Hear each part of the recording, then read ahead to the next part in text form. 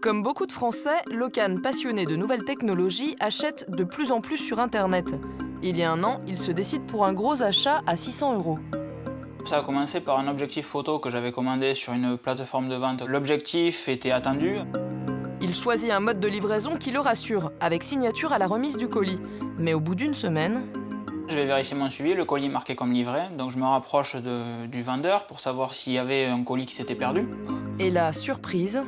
On a eu les preuves comme quoi il y avait bien eu une signature, alors c'était un gris-gris tout simple, on aurait mis une croix, c'était pareil, en lieu et place de ma signature.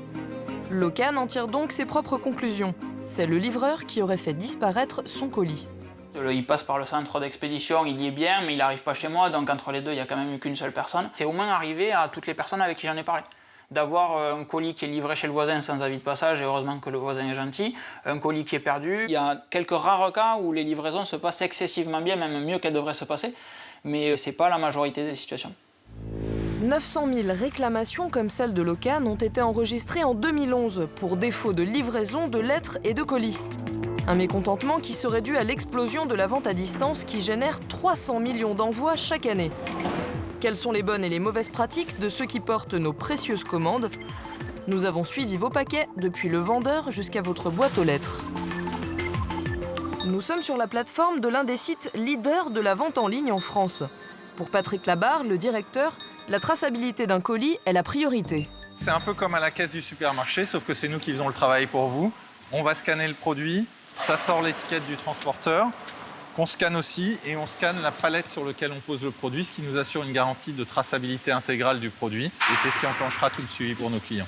Et justement, grâce à ces suivis informatiques, on peut mesurer très précisément ce qui se passe et dans quel délai nos partenaires livrent, avec quel niveau de service. Et on suit aussi une note que leur donnent les clients.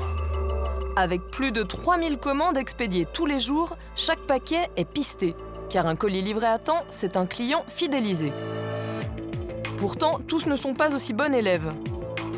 En janvier 2010, une étude sur 200 envois tests a été menée par le magazine 60 millions de consommateurs. Résultat, 29% des colis ne sont pas arrivés à temps. Quelque chose qui revient régulièrement dans les plaintes qu'on reçoit aussi et qui énerve énormément les consommateurs, c'est le facteur qui ne sonne pas. Ça veut dire on est chez soi et puis le facteur laisse un avis de passage comme si on n'y était pas. Donc ça, c'est vrai que ça arrive de temps en temps. En principe, ce sont des dérapages de facteurs qui sont sous pression parce qu'on leur donne un temps limité pour faire leur tournée. Et les tournées, vous allez le voir, sont loin d'être des vacances. Stéphanie est salariée de la Poste. Elle n'est pas payée au colis livré, mais son objectif est tout de même ambitieux. On a environ 1 heure pour faire 25 colis. C'est un minimum. Moins de 2 minutes 30 par colis. Si certaines livraisons sont faciles, d'autres relèvent de l'exploit. Alors là, vous voyez, j'ai une boîte aux lettres qui se trouve normalisée, mais ouverte. Donc l'accès au colis, tout le monde, n'importe qui pourrait prendre le colis, donc je ne prends pas le risque de le mettre dans la boîte aux lettres pour me dire après, j'ai pas eu mon colis, et ce qui aurait été logique. Donc là, ce que je vais faire, premier étage au fond de la cour, j'ai une indication, je me rends au fond de la cour, au premier étage, pour voir si le client est là. Voilà, alors il y a des endroits où il faut vraiment aller toutes les portes, il ne faut pas hésiter, sinon on peut rater une livraison. Mais tout le monde n'est pas aussi bon élève, notamment pendant les pics d'activité comme les fêtes de Noël, les soldes ou les ventes privées. Pour réajuster leurs effectifs, les plateformes postales font appel à des prestataires externes tout au long de l'année. Ce sont ces camions blancs que l'on voit de plus en plus. Rien qu'en Île-de-France, 7 colis sur 10 sont livrés par des sous-traitants. Thierry Lagoutte est militant du syndicat Sud à la Poste. Il dénonce le recours à ces prestataires qui n'auraient pas le souci du travail bien fait. Et pour cause, ils sont payés au colis livré. Par contre, ce qui est sûr, c'est que la Poste tire vraiment les colis vers le bas. Pendant très longtemps, les sous-traitants nous disaient que le colis était aux alentours de 2 €. Et là, ce qu'on voit au fur et à mesure des années, c'est un prix du colis qui baisse de plus en plus. Thierry a exceptionnellement récupéré le contrat passé avec un sous-traitant. Tarif du colis livré entre 1,42 € et 1,50 €. À ce prix-là, certains sous-traitants sont prêts à tout pour distribuer un maximum de colis en un temps record, quitte à les déposer n'importe où. C'est ce que nous confirme l'un des rares livreurs qui a accepté de parler. Combien de colis vous livrez par jour? Entre 80 et 200 colis, quoi. 200 colis, c'est énorme, non? Comment vous faites pour livrer autant de colis? On les livre. Hein. Des livraisons faites coûte que coûte. On est payé uniquement que les colis livrés. Les colis avisés, on n'est pas payé. Le sous-traitant, c'est l'esclave pour la poste. Résultat, les colis peuvent être laissés à la gardienne, à un voisin ou à même le paillasson. La Poste, à défaut de se pencher sur le problème, se doit de rembourser en cas de réclamation.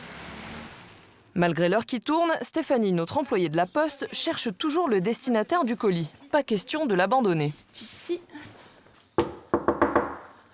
Même si elle a déjà 3 minutes de retard dans son planning. Donc là, je n'ai pas pu le livrer. Je précise aussi que sa boîte aux lettres est cassée et je repasse demain.